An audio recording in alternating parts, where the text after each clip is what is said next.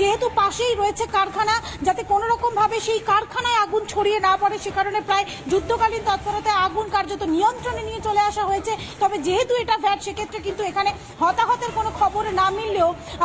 ইতিমধ্যেই দমকলের যারা কর্মীরা রয়েছেন তারা কিন্তু ইতিমধ্যে কাজ চালু করেছেন। তবে এই ঘটনার পরিপ্রেক্ষিতেই কিন্তু মানিকতলা থেকে কাকুরগাছির যে রাস্তা, অর্থাৎ মানিকতলা মোড় থেকে কাকুরগাছি মোড়ের দিকে আসার যে রাস্তা, তার একটি অংশ রাস্তা বন্ধ করে দেওয়া হয়েছে, যেহেতু এই রেল ব্রিজের পাশে যে ভ্যাটে সেখানে আগুন লেগেছে। এবং আমি একটুখানি শুভ্রাংশু ঘোষকে রিপাবলিক বাংলার দর্শকদের জন্য দেখানোর কথা বলবো এবং সে একটা ছোট্ট হিন্ট দেবো। তুমি দেখতে পাচ্ছ একদিকে যেরকম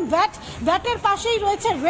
রেল লাইন, এবং যেখানে বেশ খানিকটা বেগ পেতে হচ্ছে, অর্থাৎ একদিকে যেরকম মানিকতলা থেকে কাকুরগাছি রাস্তা বন্ধ হওয়ার জেরে যেরকম একদিকে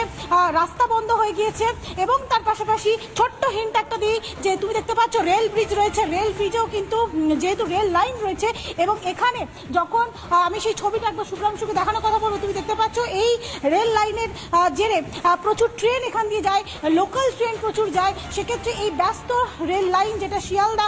থেকে উল্টোডাঙ্গার দিকে বা দমদমের দিকে যায় বা বনগাঁর বিভিন্ন শাখার ট্রেন এই রেল লাইন দিয়ে যায়, সেক্ষেত্রে যেহেতু কার্যত ধোঁয়া হয়ে গিয়েছে এই রেল লাইনের যে চত্বরটা রয়েছে যেখানে আগুন লেগেছে, সেখানে কিন্তু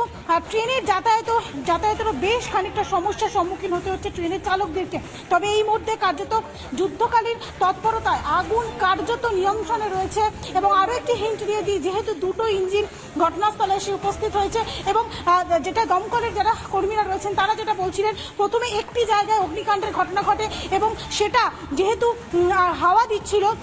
সেই হাওয়ার জেরে কিন্তু